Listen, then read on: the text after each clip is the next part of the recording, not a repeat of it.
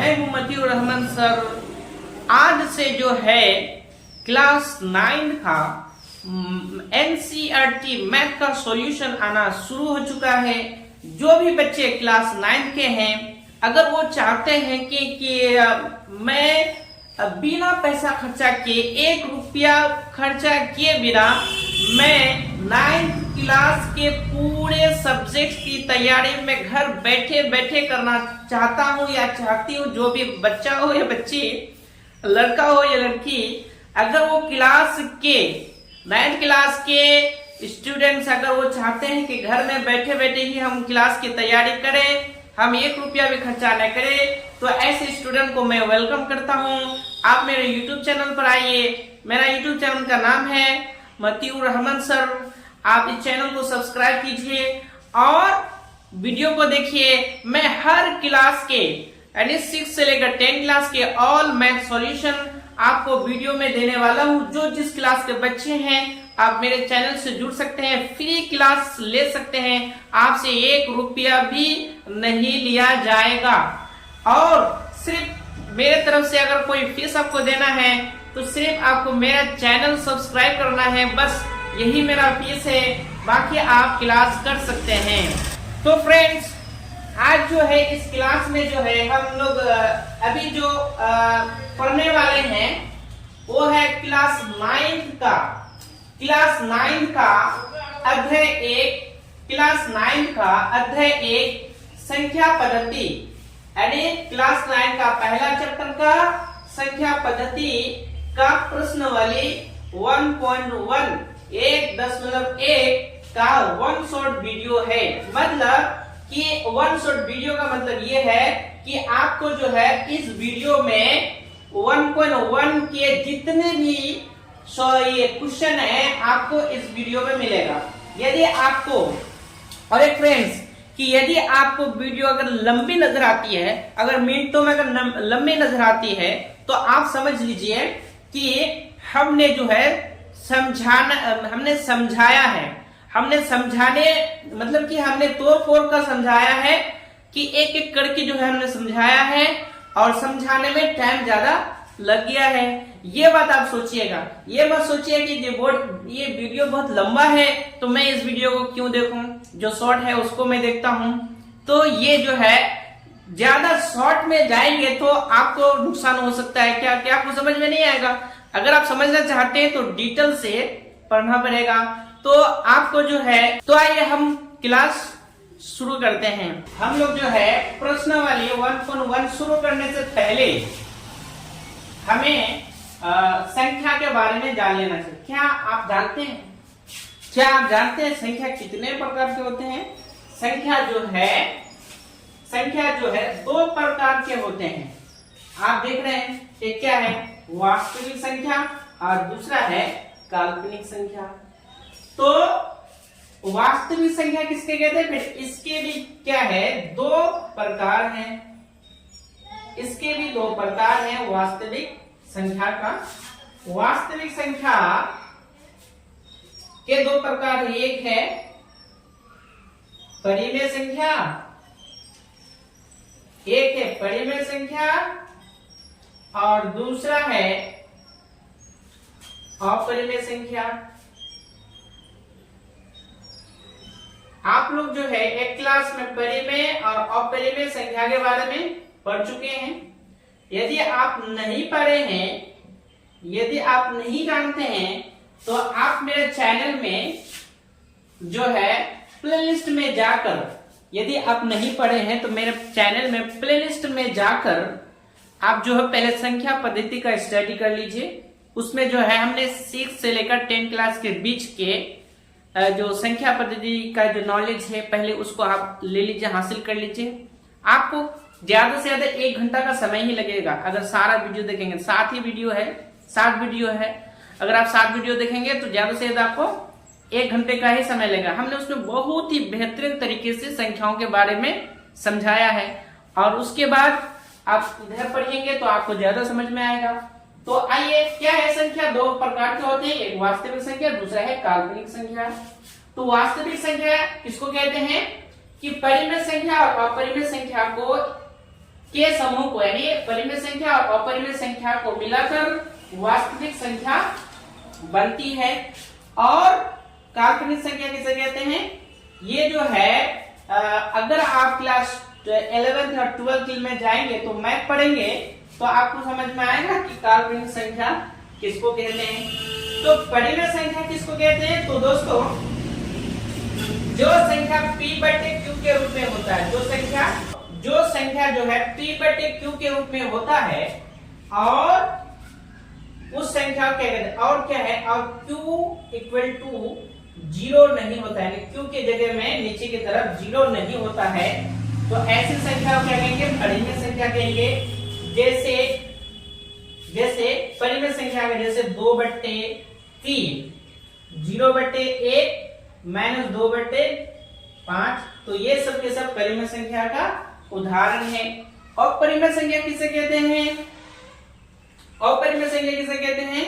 कि वह संख्या जिसे p बटे q के रूप में नहीं लिख सकते, जिसे और q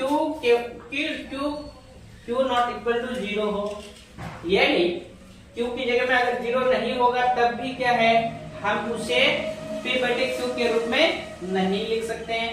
अब अपरिमेय संख्या का एग्जांपल मैं आपको देता हूं, जैसे कि √2, √3, √5, √7, ये सब के सब जो है अपरिमेय संख्या के उदाहरण हैं।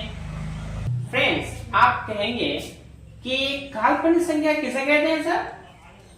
काल्पनिक संख्या किसे कहते हैं? ये देखिए जो √2 और √3, √5 और √7 ये सब जो संख्या देख रहे हैं ये अपरिमेय संख्या के एग्जांपल हैं। और बस कुछ नहीं, अब रूट जो क्या है, √2 को अगर हम -√2 कर देंगे, अगर हम √3 को -√3 करेंगे और √5 को अगर हम -√5 लिखेंगे तो ये सब संख्या जो है काल्पनिक संख्या कहलाएगी। तो ये काल्पनिक संख्या है। तो ये काल्पनिक संख्या जो है क्लास 9 और 10 में नहीं आता है, आप 11 12 क्लास में आप जाकर पढ़ेंगे तो उसका बारे में बात करने की क्या जरूरत है? कोई जरूरत नहीं है। तो फ्रेंड्स, हम लोग आगे चलते हैं पर्सनल 1.1 का पहला क्वेश्चन देखते हैं क्या है। तो फ्रेंड्स, आप जो है प्रश्न वाली 1.1 का क्वेश्चन पहला जो है बोर्ड पर आप देख सकते हैं। पहला क्वेश्चन क्या है? क्या कह रहा है कि क्या 0 एक परिमेय संख्या है? क्या इसे आप p बटे q के रूप में लिख सकते हैं, जहां p और q पूर्णांक संख्या है और q बराबर 0 नहीं है। तो आपको जो है यहाँ पर जो है आपको क्या चीज समझने की जरूरत है? पहले इस सवाल को बनाने के लिए, इस सवाल का हल निकालने के लिए आपको जो है सबसे पहले जो है परिमेय संख्या आपको जानना पड़ेगा और दूसरा यह है कि पूर्णांक संख्या आपको जानना पड़ेगा। तो यदि आप परिमेय संख्या और पूर्णांक संख्या अगर नहीं जानते हैं तो आप संख्या पद्धति में जाइए, मेरा प्लेलिस्ट में जाइए और वहां पर आपको जो परिमेय संख्या और पूर्णांक संख्या की जानकारी डिटेल में आपको मिल जाएगी।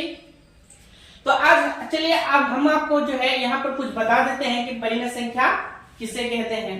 कि जिस संख्या को हम p बटे q के रूप में लिख सकते हैं, जिस संख्या को हम p बटे q के रूप में लिख सकते हैं उस संख्या को परिमेय संख्या कहते हैं। और कहते हैं जहां p और q क्या है, पूर्णांक संख्या है। तो पूर्णांक संख्या किसे कहते हैं? आइए यहाँ पर देखें, हम आपको बोर्ड पे शॉर्ट में बता रहे हैं कि यहाँ से देखिए, यहाँ क्या 1 2 3 4 5 ये डॉट डॉट डॉट डॉट, ये हो गया प्राकृत संख्या। यहाँ से हम इसको बोलेंगे ये प्राकृत संख्या है, ये प्राकृत संख्या है। और जैसे हम एक के आगे में 0 शामिल करेंगे तो ये हो जाएगा हमारा पूर्ण संख्या, ये हमारा पूर्ण संख्या है, ये पूर्ण संख्या हो गया। और जैसे ही हम जो है 0 के आगे -1 -2 -3 -4 -5 डॉट डॉट डॉट डॉट ये जब शामिल करेंगे तो ये पूरी संख्या, अब ये पूरी संख्या क्या कहलाएगा? पूर्णांक संख्या कहलाएगा। ये पूर्णांक संख्या कहलाएगा। तो ये पूर्णांक संख्या कहलाएगा। तो फ्रेंड्स आप देख रहे हैं ये पूर्णांक संख्या कहलाएगा। मैंने ये आपको समझाने के लिए यहाँ पर बोर्ड में लिखा है, आपको ये सब उतारने की जरूरत नहीं है। जहां से मैं लिखूंगा हल, आपको वहां से उतारना है, आपको यहाँ से उतारना है। ये मैंने लिखा आपको समझाने के लिए।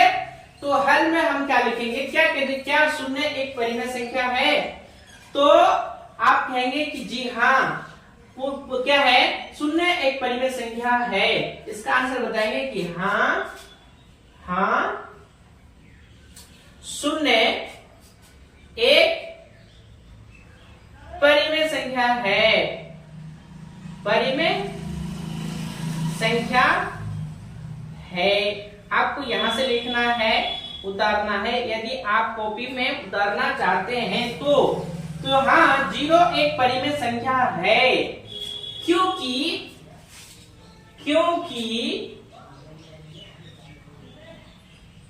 हम 0 को P/Q के रूप में लिख सकते हैं, P/Q के रूप में लिख सकते हैं। जैसे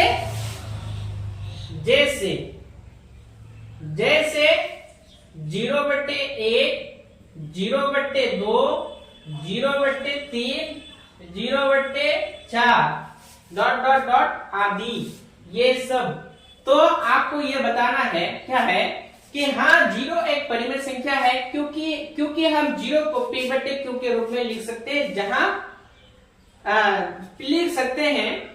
और Q की जगह में क्या नहीं होना चाहिए, 0, यानी नीचे की तरफ 0 नहीं होना चाहिए। ऊपर में 0 होगा तो चलेगा, नीचे की तरफ 0 नहीं होना चाहिए। ये हो गया परिमेय संख्या।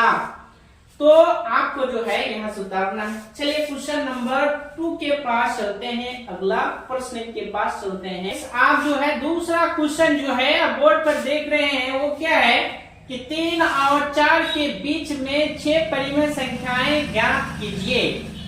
तो 3 और 4 के बीच में 6 परिमेय संख्याएं ज्ञात कीजिए। पहली बात यह है कि आपको जो है 3 और 4 क्या ये परिमेय संख्या है, तो आपको बोलना हाँ है, क्योंकि यहाँ पर बोल दिया कि 6 परिमेय संख्या है, तभी तो बोला है कि 6 परिमेय संख्या ज्ञात करो। क्यों है, क्योंकि हम 3/1, 4/1 लिख सकते हैं। अब इनके बीच में कितना निकालना है, 6 निकालना है। तो चलिए दोस्तों, हम क्वेश्चन मतलब कि हल शुरू करते हैं। तो क्या है हल में,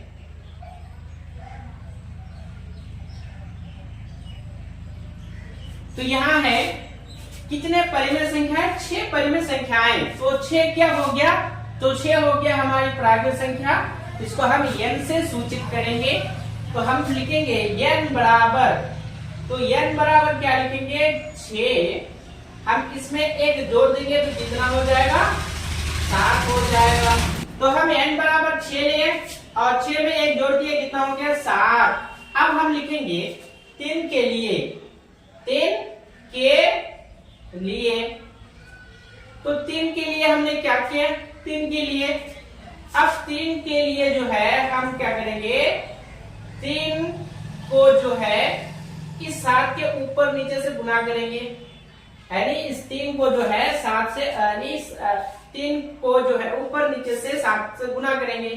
तो क्या हो जाएगा, 3 7 क्या हो जाएगा, 21, और नीचे हो गया 7।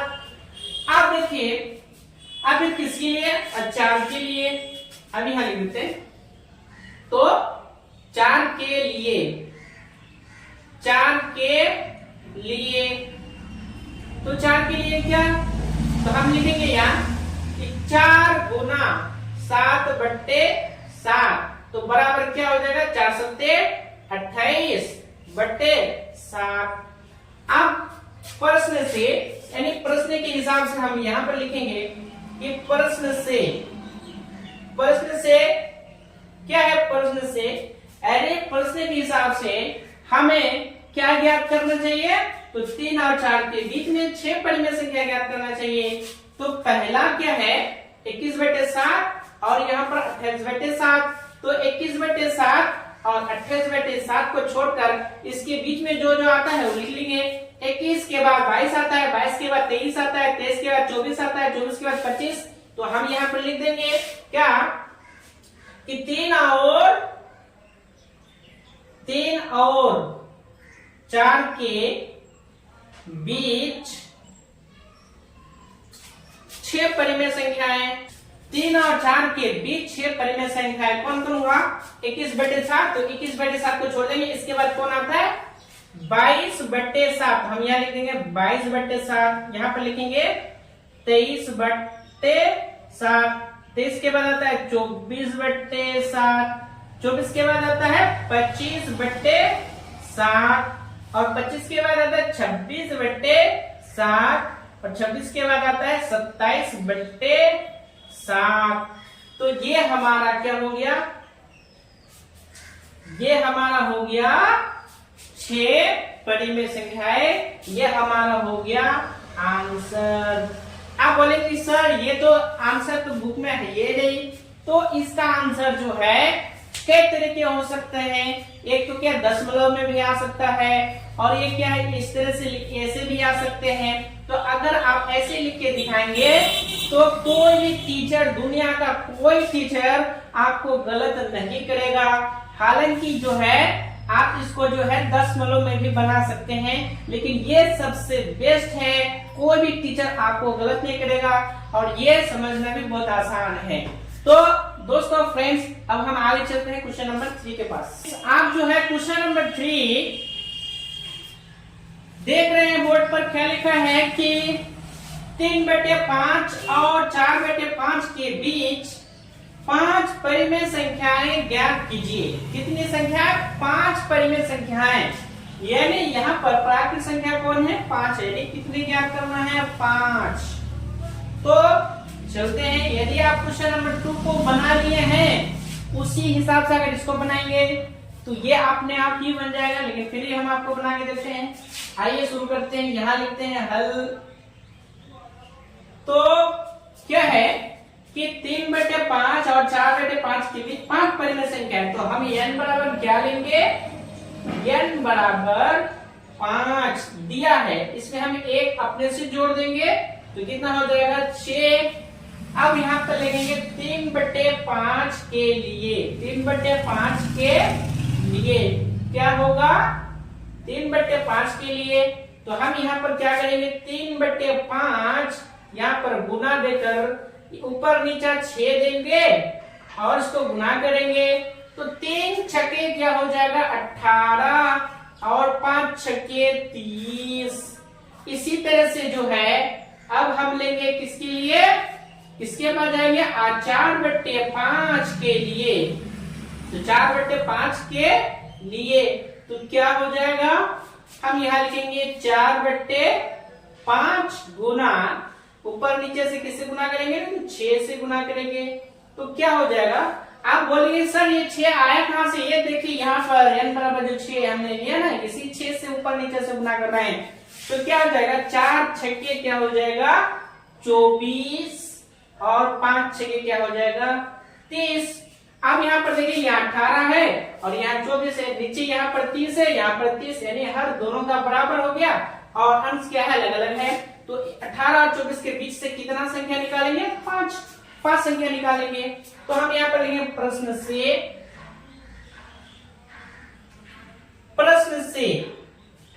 तो प्रश्न से क्या है? प्रश्न से कितना? 3/5 और 4/5 के बीच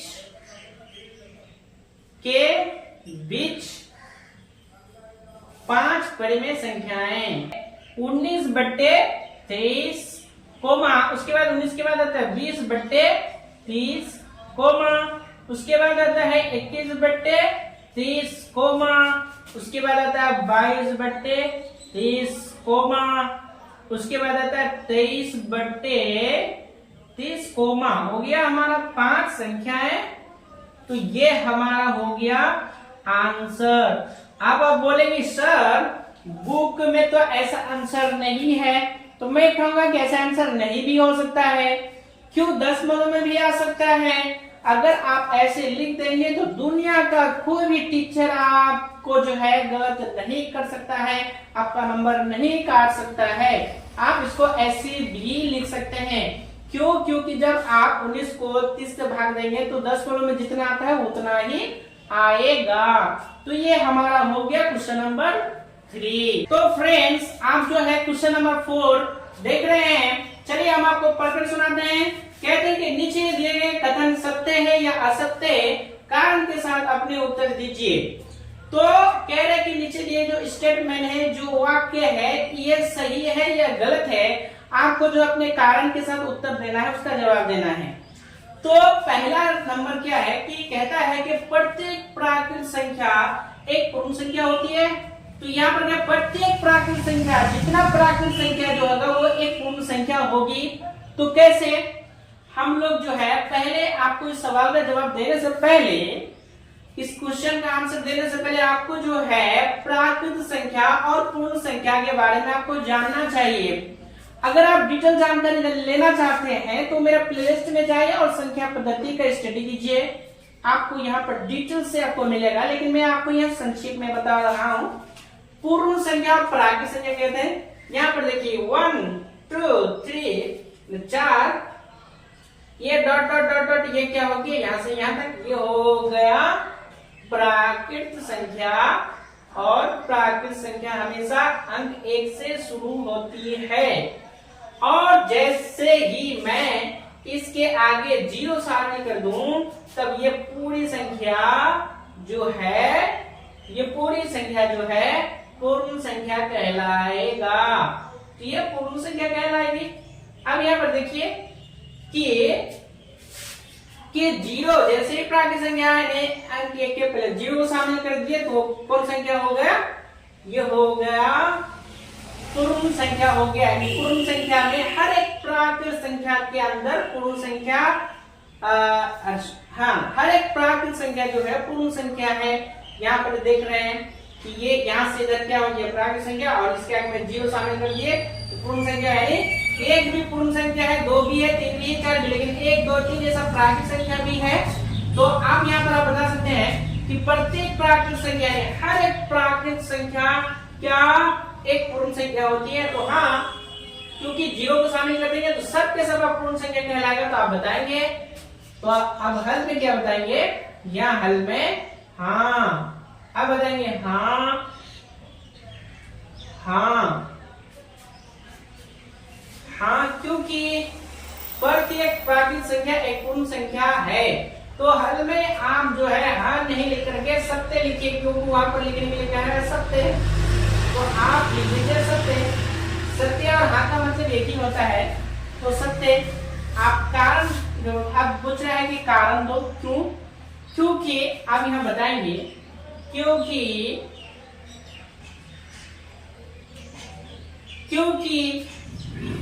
हर एक पूर्ण संख्या के अंदर प्राकृत संख्या आता है। क्योंकि पूर्ण संख्या के अंदर, क्योंकि पूर्ण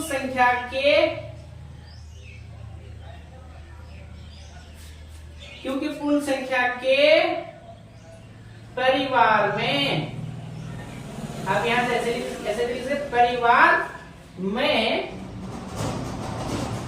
क्योंकि पूर्ण संख्या के परिवार में पूर्ण प्राकृत संख्या आता है, प्राकृत संख्या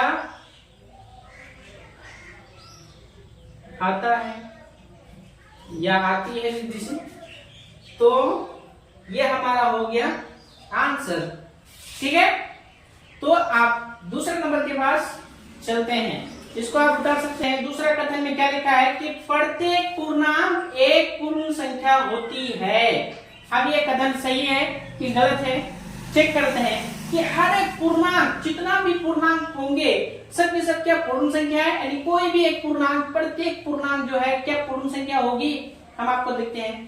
पहले आपको जो है पूर्णांक और पूर्ण संख्या के बारे में जानना चाहिए। तो पूर्ण संख्या जो है हम जानते हैं क्या है कि 0 1 2 3 4 डॉट डॉट डॉट डॉट, ये कौन संख्या है? ये हो गया हमारा पूर्ण संख्या, ये हमारा हो गया पूर्ण संख्या, ये हमारा पूर्ण संख्या हो गया। अब पूर्णांक संख्या का एग्जांपल लेते हैं। तो पूर्णांक संख्या जो है कैसा होता है? तो ऐसा होता है 0 1 2 3 4 डॉट डॉट डॉट डॉट, और आगे में होता है -1 -2 -3 -4 dot dot dot dot dot. तो ये क्या हो गया? ये हो गया हमारा पूर्णांक संख्या, ये हो गया पूर्णांक संख्या, पूर्णांक संख्या है ये। आप यहाँ पर देखिए पूर्णांक संख्या की हर एक पूर्णांक संख्या क्या है? क्या हर एक पूर्णांक संख्या क्या है? पूर्ण संख्या है। तो हम देखेंगे यहाँ से यहाँ तक, यहाँ से इधर क्या है? ये पूर्ण संख्या, तो पूर्ण संख्या तो है, लेकिन -1 -2 -3 पूर्ण संख्या में आता है। तो आप कहेंगे कि नहीं आता, कहाँ आ रहा है? -1 -2 -3 आ रहा है। पूर्णांक के हर एक पूर्णांक क्या, हर एक पूर्णांक पूर्ण संख्या में नहीं, सिर्फ यहाँ से इधर ही पूर्ण संख्या है, इधर ये वाला नहीं आता। तो हर एक पूर्णांक क्या नहीं है? पूर्ण संख्या नहीं है। तो आप क्या बताएंगे? तो आप बताएंगे असत्य। क्या बताएंगे आप? हल में असत्य, हल में असत्य। तो ये हमारा कथन क्या है? असत्य है। और अब यहाँ पर कारण बताने बोला है कि क्या कारण देना है। तो कारण हम ये देंगे, आप लिख सकते हैं, आप इनको लिख सकते हैं और इनको साइड में दिखा सकते हैं, नहीं भी, इनको आप साइड में नहीं भी दिखा सकते हैं। तीसरा कथन जो है देख सकते हैं। तीसरा कथन क्या है कि प्रत्येक परिमेय संख्या एक पूर्ण संख्या होती है। तो परिमेय के हर एक परिमेय संख्या क्या पूर्ण संख्या होगी? तो आइए हम चेक कर लेते हैं। तो हम जानते हैं कि 0 1 2 3 4 डॉट डॉट डॉट, ये हो गया हमारा कौन संख्या? ये हमारा पूर्ण संख्या है, ये हमारा हो गया पूर्ण संख्या, पूर्ण संख्या। अब देखिए ये पूर्ण संख्या है। अब हम परिमेय संख्या का एग्जांपल लेते हैं। -2/3 सॉरी -3/2 4/5 6/7 माइनस, तो हम जानते हैं उसके बाद क्या है? -2/4 5 ले लेते हैं 5। तो ये क्या है? ये एक परिमेय संख्या, ये सब परिमेय संख्या का एग्जांपल है और ये पूर्ण संख्या है। तो आप क्या कहेंगे? प्रत्येक परिमेय संख्या एक पूर्ण संख्या होती है। तो ये सब क्या परिमेय संख्या है। तो हम जानते हैं कि परिमेय संख्या जो है पूर्ण संख्या के आगे में माइनस वाले चिन्ह आता नहीं है। माइनस वाले क्या चिन्ह आता है? नहीं आता है। लेकिन परिमेय संख्या के आगे में माइनस का चिन्ह आ भी सकता है, नहीं भी आ सकता है। तो हम यहाँ पर देखिए माइनस का चिन्ह आ रहा है। तो जब अगर माइनस का चिन्ह आ जाए तो हम ये नहीं कहेंगे कि प्रत्येक परिमेय संख्या एक पूर्ण संख्या नहीं है। तो आप हल में क्या लिखेंगे? तो आपको हल में लिखना है कि यह असत्य है। ये क्या है? असत्य है, ये असत्य है। अब यह कारण बताना है। तो कारण क्या देना है? होती है। आप ये कारण बता सकते हैं कि क्या है कि परिमेय संख्या में जो है क्या है कि माइनस वाली संख्या यानी ऋण पूर्णांक ऋणात्मक परिमेय संख्या भी क्या है आते हैं। इसलिए ये क्या नहीं है, ये इसका कारण है। दूसरी कारण बात ये है कि परिमेय संख्या जो है वो भिन्न होता है। एक तरह का क्या होता है? वो भिन्न होता है और पूर्ण संख्या में भिन्न नहीं आता है, वो बट्टे में नहीं आता। ये भी एक इसका एक वजह है।